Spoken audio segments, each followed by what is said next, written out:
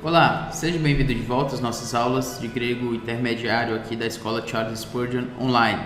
Eu sou o professor Felipe Prestes, nós estamos na nossa terceira aula deste sétimo módulo sobre o acusativo. Temos tratado sobre esse caso e especificamente temos mostrado toda essa parte introdutória, trabalhando essa questão de objeto direto. Lembrando, obviamente, que quando nós falamos de objeto direto, nós precisamos pensar em transitividade. Nunca falarei demais sobre isso, porque esse é um conceito que, se você não entendê-lo da forma como deve ser entendido, fica muito difícil realmente absorver os próximos conceitos, até mesmo do dativo, quando falamos sobre objeto indireto e agora tratando sobre o objeto direto no acusativo. Então, o que seria essa transitividade verbal, né? Como a gente tem sempre mencionado aqui, que a transitividade verbal, ela requer de nós o entendimento de que o verbo, certo? O verbo, ele requer ou não um complemento. E dependendo de que tipo de complemento esse verbo pede, isso indica a sua transitividade. Se ele requer um objeto que seja um objeto direto, ou seja, quando nós temos o verbo comprar, por exemplo. O verbo comprar, quando nós vamos para esse tipo de análise, a gente sempre tem que fazer aquela expressão, né? Quem compra, compra algo. Quem compra, compra algo. Então, se eu digo quem compra, compra algo, esse algo aí, ele é um objeto direto. Isso indica para a gente que quando nós dizemos quem compra, compra algo, isso indica para nós que o verbo, ele requer um complemento. Então, isso quer dizer que ele é um verbo transitivo. Um verbo transitivo é um verbo que requer um complemento. Neste caso, ele é um verbo transitivo direto. Por quê? Porque ele pede um objeto direto. Quem compra, compra algo. Isso indica o complemento que esse verbo pede para que ele faça sentido dentro de uma frase, dentro de uma oração. Então, lembre-se sempre dessa questão de transitividade quando você for estudar. É um conceito gramatical importantíssimo dentro do estudo de qualquer língua, especialmente do grego bíblico. Então, transitividade, complemento. Que tipo de complemento esse verbo pede? Por exemplo, o verbo doar. Então, nós temos o verbo doar. Quem doa, doa algo para alguém. Então, com isso, quando nós temos quem doa, doa algo para alguém, isso indica um outro formato de transitividade, porque aqui nós temos um complemento direto, né, um objeto direto que se requer, e o para alguém, um objeto indireto, certo? Então, esse é um verbo transitivo, direto e indireto, porque ele requer um objeto direto e um objeto indireto. Então, é esse o ponto aqui quando estamos tratando sobre o acusativo. Transitividade verbal. Não esqueça desse ponto. Quem doa, doa algo para alguém. Quem compra, compra algo para alguém. Sempre faça esse tipo de relação dentro de um verbo. Os verbos são a parte principal de uma oração. Então, tome esse verbo e analise esse verbo a partir da sua transitividade. Isso já vai dizer muito para nós, especialmente quando você tem um acusativo. Você tem um verbo no acusativo. Egapesen ton theon ton cosmo. Egapesen ho theos ton cosmo. Deus amou o mundo. Quando nós temos egapesen ho theos ton cosmo, o que nós temos ali, quem ama, ama alguém. Então, o que eu quero dizer é o seguinte, ali nós temos ton cosmo. Quando nós temos ton cosmo,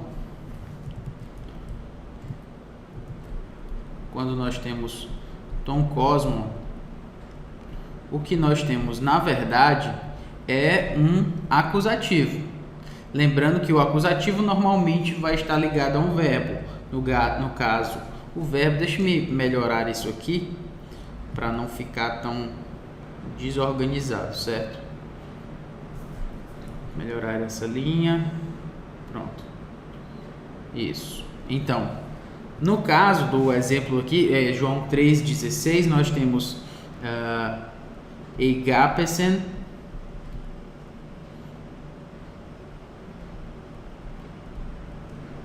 ho theos.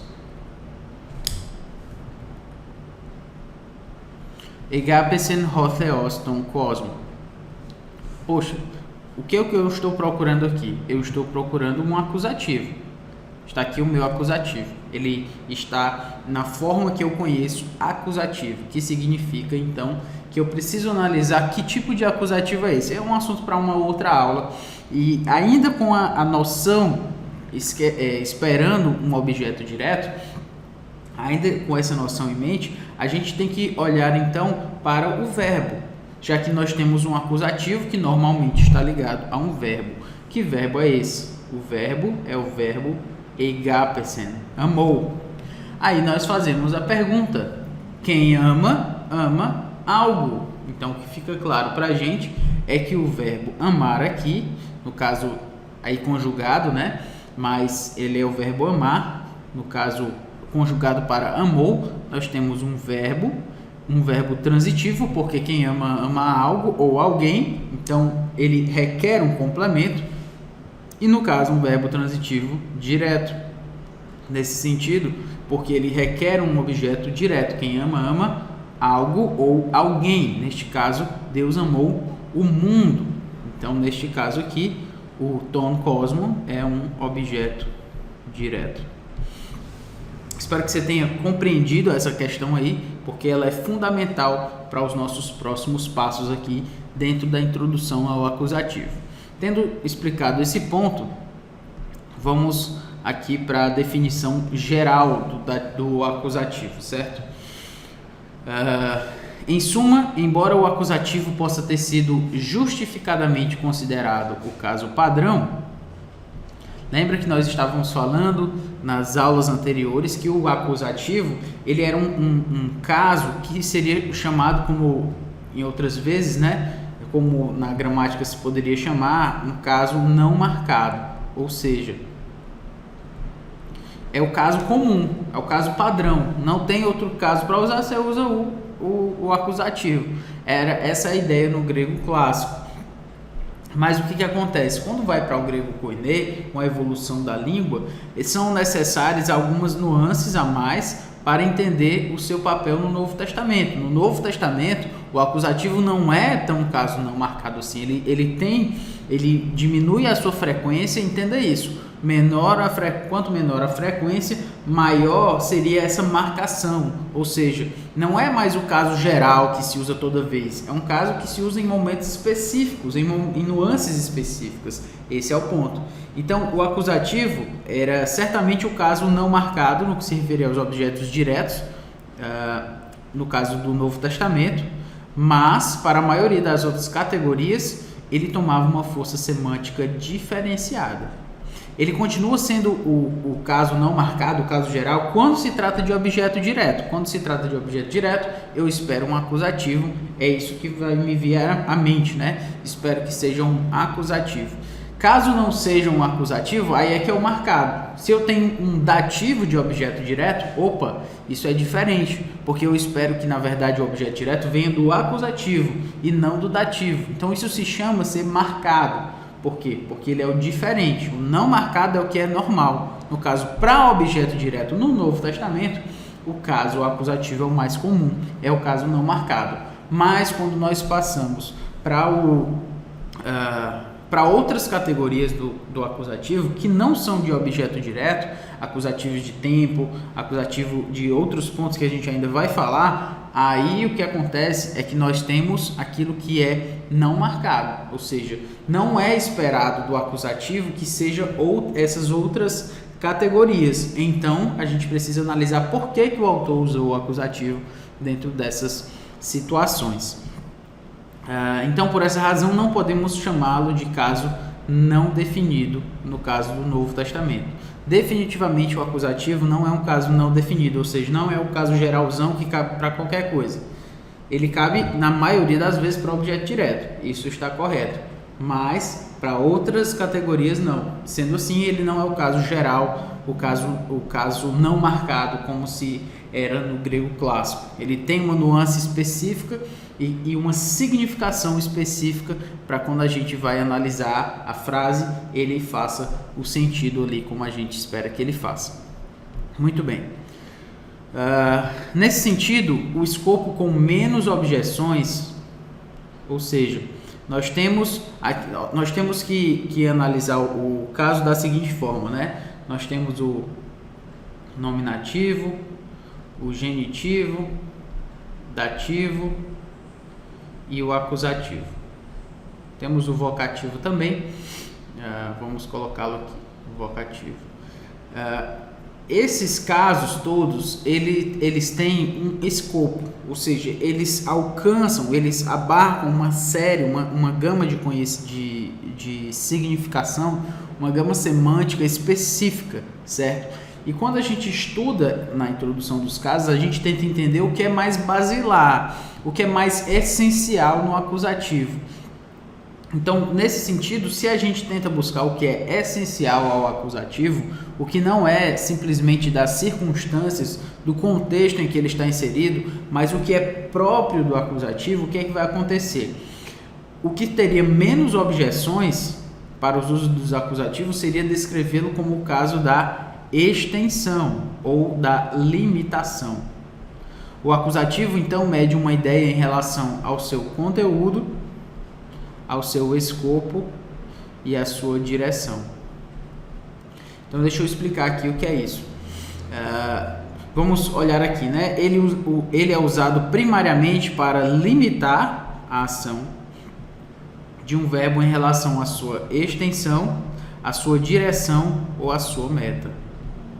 Sendo assim, ele muito frequentemente responde à pergunta até onde ou quão distante, né? Qual a distância disso, quão distante, qual é a extensão disso, até onde isso vai. Na maioria das vezes, essa é uma ideia fluida e indefinida. A força de um acusativo, né, precisa de será determinada então pelo seu lexema e também pelo seu verbo. Vamos explicar melhor isso aqui que o autor falou pra gente.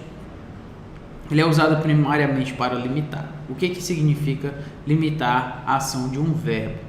Nós temos aqui o verbo amor, egapesen, certo? Egapesen ho theos ton cosmos, Deus amou o mundo. Egapesen ho theos, nós temos o verbo amar. O verbo amar, ele precisa de uma especificidade. Não se diz simplesmente eu amo. Não, você diz o que você ama ou quem você ama. Ou seja, quando eu digo eu amo, melhor dizendo, né? Aqui a partir do exemplo. Quando eu digo Deus ama, essa frase, essa construção aí, ela se torna muito geral. Porque Deus ama. Isso é muito geral. É tão geral que o verbo não aguenta.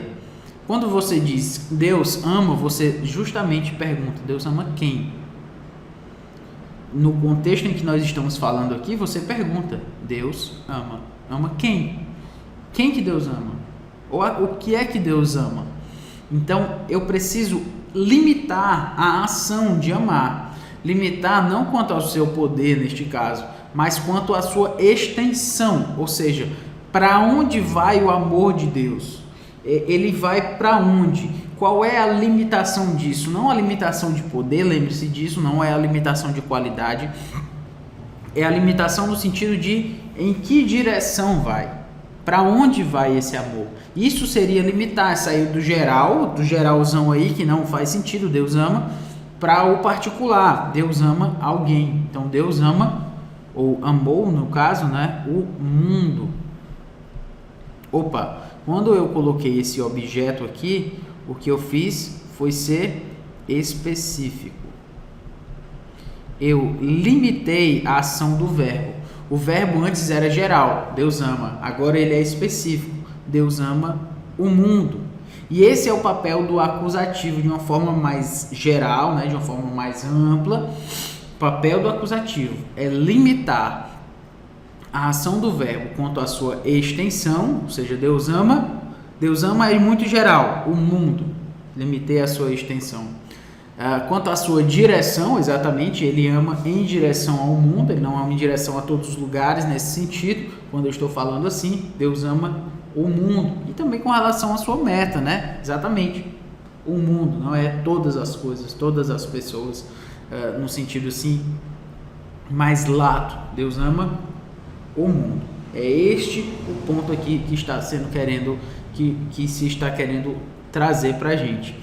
Então ele mede uma ideia em relação ao conteúdo, ao escopo, né? Como falei, escopo é aquilo que ele vê, né? O verbo vê, que o verbo pretende alcançar, e a sua direção.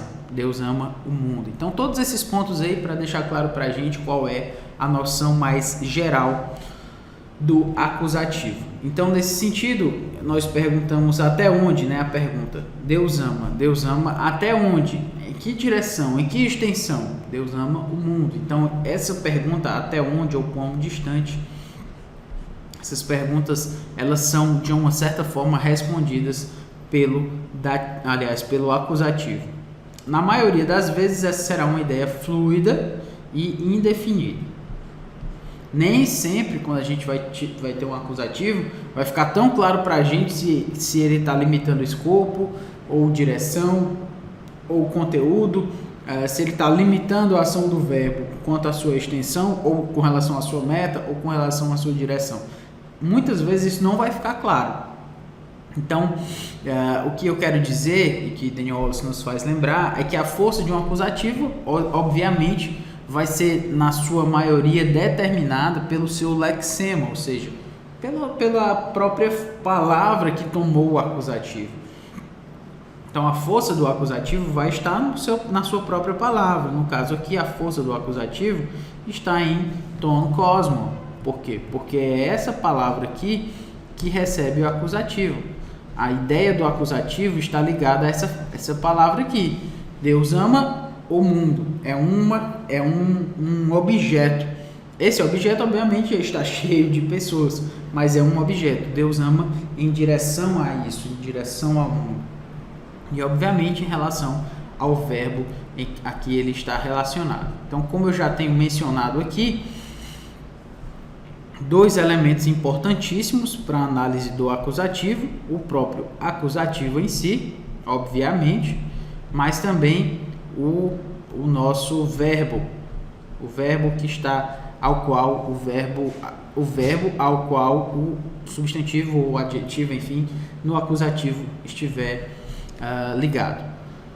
Muito bem, tendo explicado isso, vamos trabalhar aqui algumas ideias comuns com relação ao acusativo e ao dativo. Então, existe uma certa semelhança entre o acusativo, entre o acusativo e o genitivo, né, que eu quero lembrar aqui, não ao dativo. No momento, estamos tratando sobre o genitivo. Então, quais são as áreas comuns entre genitivo e acusativo? Primeiro, ambos, tanto o genitivo quanto o acusativo, eles têm uma ideia base de limitação. Eles limitam o substantivo, o verbo, enfim.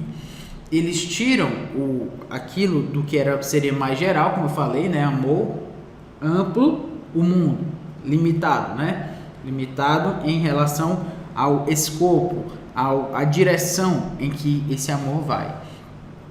Da mesma forma, o genitivo também limita, ele não deixa a palavra de uma forma totalmente ampla, ele reduz um pouco essa característica aí da palavra para que ela seja um pouco mais específica. Então, ele também sai do geral para o específico.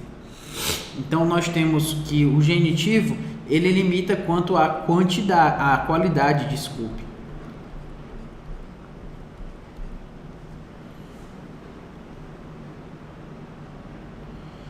vamos colocar da seguinte forma. Aqui nós temos egapesen hotheos ton cosmon. E aí nós poderíamos colocar da seguinte forma, né?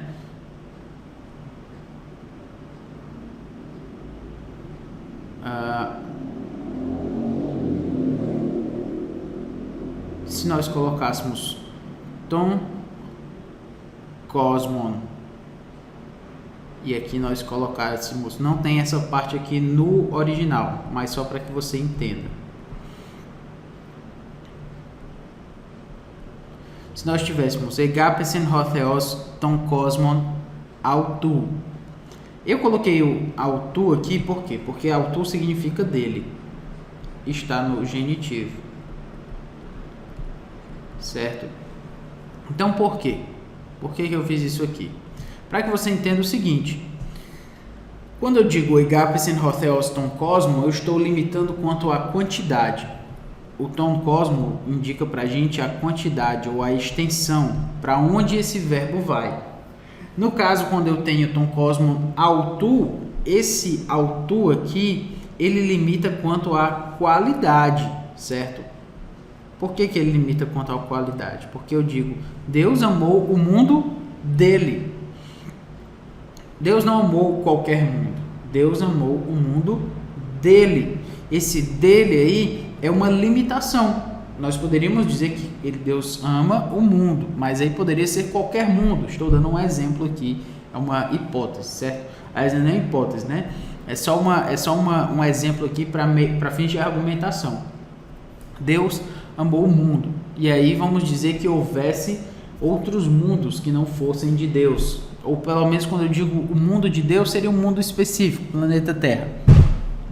Enfim, quando eu digo o autu aí, quando eu digo Deus amou o mundo dele, eu estou limitando quanto à qualidade, não é qualquer mundo, é o mundo dele. Então, e o acusativo limita quanto à quantidade. Deus amou. Deus amou, como assim? Deus amou a quem? Deus amou até onde? Né? O que foi que Deus fez com esse amor? Então, isso é uma limitação quanto à quantidade, enquanto o genitivo limita quanto à qualidade. No caso aqui, os dois estariam primariamente relacionados a um verbo. No caso do genitivo, relacionado a um verbo no que diz respeito à ação do verbo, ao que ela está relacionada, onde está localizada ou através do que foi realizado. Então, o genitivo, ele vai nos indicar isso aí, certo? Quando está em relação a um verbo, ao que esse verbo está relacionado, ou seja, a sua qualidade, né? Ele está relacionado ao que, tal verbo? Onde está localizado esse verbo? E através do que esse verbo foi realizado. Então, tudo isso indica questão de qualidade. Já o acusativo, ele está relacionado a um verbo no que diz respeito à extensão e ao escopo da ação do verbo. Até onde esse verbo vai, qual é a extensão da ação desse verbo. Então, essa seria aí a diferença entre o genitivo e o acusativo.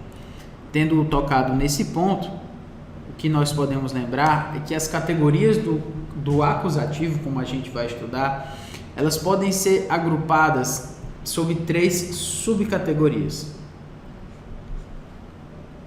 Que categorias são essas, né? Primeiro, a categoria substantival. Quando nós temos o acusativo de uma forma substantival, ou seja, ele toma uma forma de substantivo dentro da oração. Uma outra categoria seria a adverbial. Ele toma então uma função, né, uma ideia de advérbio dentro da frase. E também o acusativo depois de certas preposições, que são exatamente algumas preposições específicas que o acusativo toma, e a gente precisa dar uma analisada nelas aí em tempo.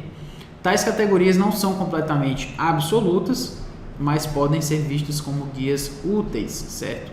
Então, não é que o acusativo pode fechar-se de uma forma tão absoluta e específica nessas 3 categorias. Às vezes ele é um pouquinho mais lato do que isso, mas isso nos ajuda a nos guiar, né? A ser guiados no estudo do acusativo, para que não fique algo assim tão fluido, tão longe do que nós esperaríamos que fosse algo mais claro. Então, tudo isso aí para explicar para você que isso nos vai servir de guia. Substantival, adverbial e depois de certas preposições. Espero que você tenha gostado da nossa aula. Na próxima aula continuaremos tratando sobre a introdução do acusativo e também sobre a questão de acusativo como objeto direto. Enfim, vamos seguindo aos poucos aí. Que Deus nos abençoe e até a próxima aula.